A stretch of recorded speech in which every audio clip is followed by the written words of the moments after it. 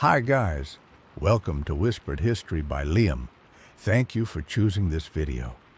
In today's episode, we'll be listening to a long and gentle story about the Roman era, a great civilization that lasted for centuries and left behind many lessons for the modern world. If you'd like, please leave a comment and let us know where you're listening from and what time of day you're watching or listening to this video. Your feedback truly helps us understand our audience better and improve future videos.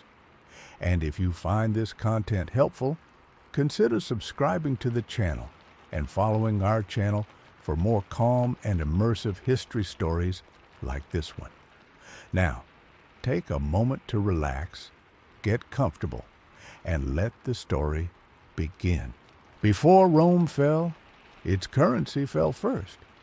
Tonight, we're entering the Roman Empire at its height, not through wars or battles, but through something far quieter, a slow change in money, in confidence, and in everyday life. Because Rome did not collapse in a single moment. It weakened as trust faded, as coins lost meaning, and as stability slowly became uncertainty. So let this story flow gently, like a long night journey through ancient streets where even the smallest changes can shape the fate of an empire. Let's begin with a single coin in the palm of a Roman citizen. Imagine an ordinary morning in Rome. The city is already awake, but not hurried. Footsteps move softly over stone streets. Market stalls are opening one by one, as they always have. A man reaches into a small pouch and pulls out a coin. It is cool, familiar, stamped with the face of an emperor. To him, it is not just metal. It is certainty. He hands it to a merchant for bread.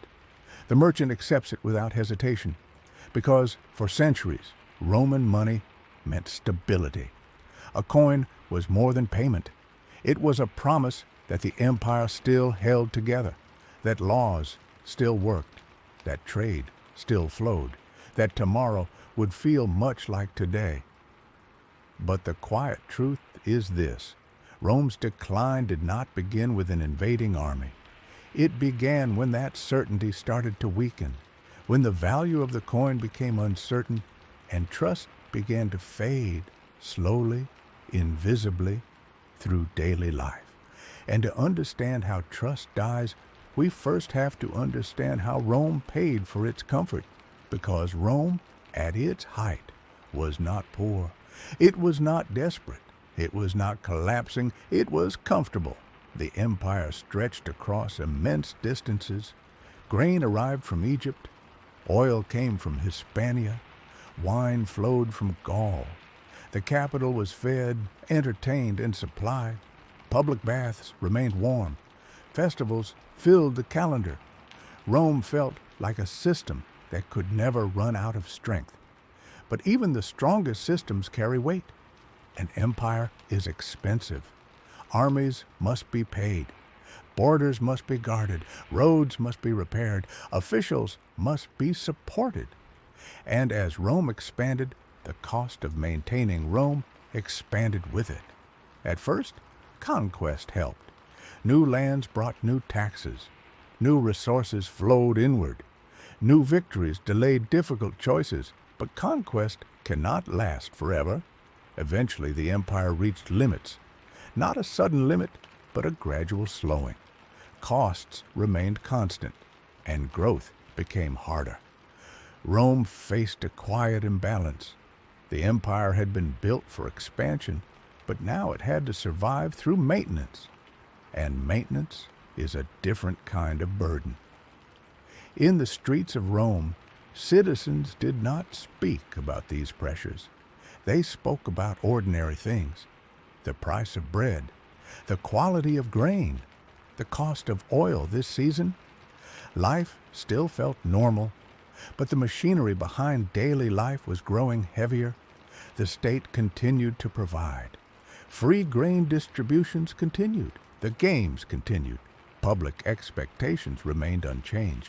No emperor wanted to remove comfort, because comfort had become stability, and stability in the Roman world was everything.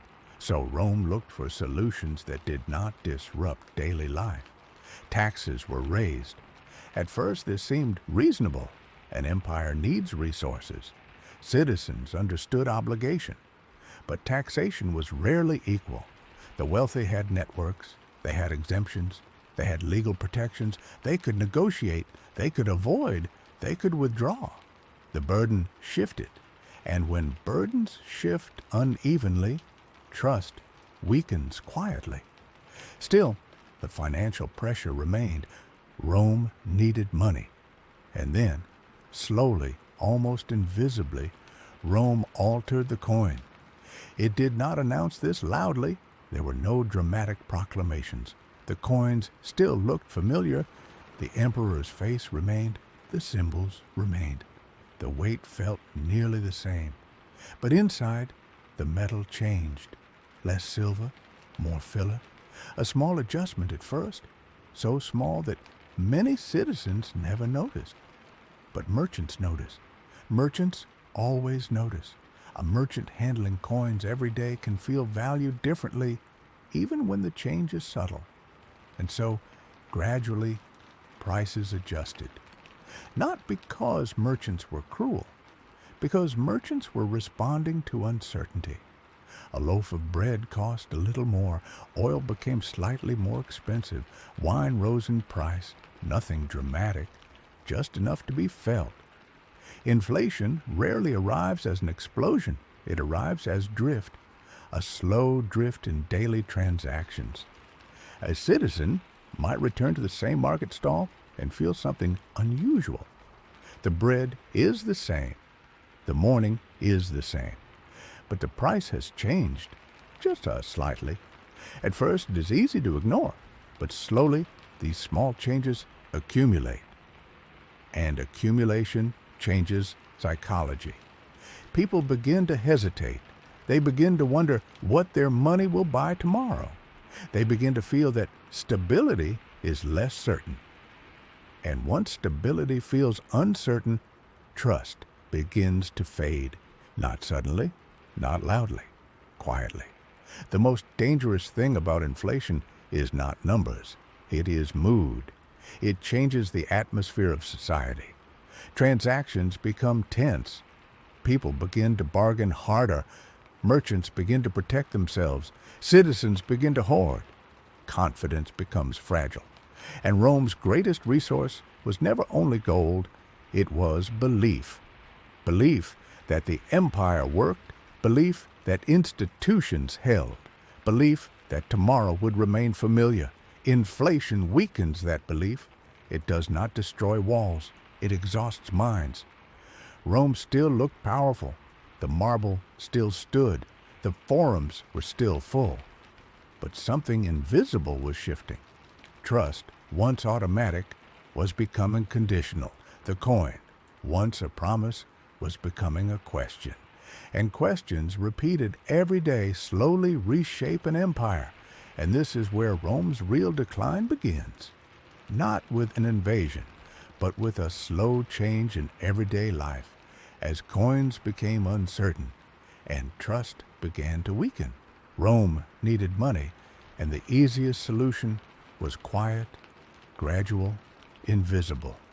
The coin still carried the emperor's face, the markets still opened each morning, and the streets of Rome still seemed unchanged. But underneath the surface, value was shifting. What had once been solid confidence was becoming uncertainty, and uncertainty has a way of spreading through ordinary life. In the city, merchants began to behave differently, not dramatically, but cautiously. A baker who once set his prices calmly now adjusted them more often. An oil seller became more hesitant when accepting certain coins. Customers began to glance down at their handful of money, feeling, without fully naming it, that something had changed. In a world where money is stable, daily life feels effortless. People buy what they need without calculation. They trust that tomorrow will resemble today. But when value begins to drift, even slightly, the simplest actions require attention. A household planning its week becomes more careful. A father bringing home bread begins to notice that the same coin buys a little less. A merchant transporting goods begins to wonder what the coin will mean by the time he returns. Inflation is not only an economic condition, it is a psychological atmosphere, and Rome was slowly breathing it in. The empire responded the way large systems often do, through administration. Officials met, records were updated, policies were announced. Rome had always believed in management, in order, in regulation, and so the instinct was to control uncertainty through rules. More oversight appeared in marketplaces. Tax demands became more detailed. Laws multiplied, not because Rome was chaotic, but because Rome was trying to preserve stability. Yet, the more the state attempted to manage value from above, the more citizens felt that something fragile was being held together by effort rather than trust. For ordinary Romans, life still continued in familiar patterns. The baths remained open. The forums remained busy. People still gathered in public spaces, still spoke of ordinary concerns. But conversations began to include small anxieties: the price of grain, the cost of oil, the difficulty of maintaining a household budget. These were not revolutionary discussions, but they were signs of a subtle shift. When daily life becomes heavier, people become inward. And when societies become inward, collective confidence weakens. In the provinces, the feeling could be even sharper. A farmer selling goods in a local market might notice that merchants from the cities were more cautious, less generous, more calculating. Trade routes still functioned, but trust within trade was thinner. Coins from one region might be questioned in another. People began to prefer barter in some places, exchanging goods directly, not because they wanted to return to the past, but because money felt less certain than wheat, oil, or cloth. When currency weakens, people seek solidity elsewhere. Rome's leaders understood that confidence was slipping. They feared not only inflation, but the social mood inflation created. And so they attempted price controls. The state declared certain prices acceptable, certain profits excessive. On paper, this seemed like protection. In practice, it added tension. Goods sometimes disappeared. Trade moved into unofficial channels. Trust cannot be commanded. Trust lives in the mind. Once doubt enters, it is difficult to remove. People begin to feel systems exist not for stability, but for extraction. The relationship between citizen and state shifts. Rome becomes distant, not a shared identity, but an authority struggling to manage decline. The currency continued its slow alteration. The empire was caught in a cycle. Inflation weakened trust, weakened stability, increased administrative cost, increased pressure, and encouraged further compromise. Daily life still looked normal for a long time. People still married, raised children, visited markets. Empires end when foundations beneath life become uncertain. Inflation changes time. It makes the future harder to imagine. People focus inward. Rome did not fall because it lacked gold. It fell because it lacked confidence. Confidence allows systems to breathe easily. When confidence fades, society tightens. The empire becomes tense, and tension, sustained over generations, exhausts even the strongest civilization. As the years passed, inflation became less of an event and more of a condition. It was part of the atmosphere of Roman life. People spoke of it with resignation. The coin no longer carried the same certainty. In the marketplaces, Daily routines continued, but the tone changed. Trade still moved, but not with the old ease. Every transaction held a question. In some places, people relied on direct exchange. Grain was grain. Oil was oil. Money was becoming anxiety. The Roman state continued with more structure, more regulation, more administration. Yet trust is not repaired by complexity. Over time, the empire felt heavier in daily life. Officials increased, demands grew, citizens felt managed. Rome became less a shared identity and more an authority. Inflation did more than raise prices. It changed relationships. Merchants protected themselves. Citizens protected themselves. Society grew inward and tired. Rome still looked magnificent. Marble still gleamed. Roads still carried travelers. But the inner feeling of stability was fading. The most important thing Rome was losing was trust. Inflation exhausted Rome. It made life heavier. Year after year, it shortened horizons. Before Rome fell, its currency fell first. Not a dramatic crash, but a slow drift away from certainty. And as certainty drifted, Rome drifted with it quietly over generations. Now, as this episode comes to a gentle close, there is nothing you need to hold on to. Empires do not always end in fire. Sometimes they end in fatigue. Sometimes they end when trust becomes too thin to carry the weight of a civilization. And now, you can simply rest. Let the marketplaces fade. Let the coins fade. Let the empire fade, slowly, softly, into history.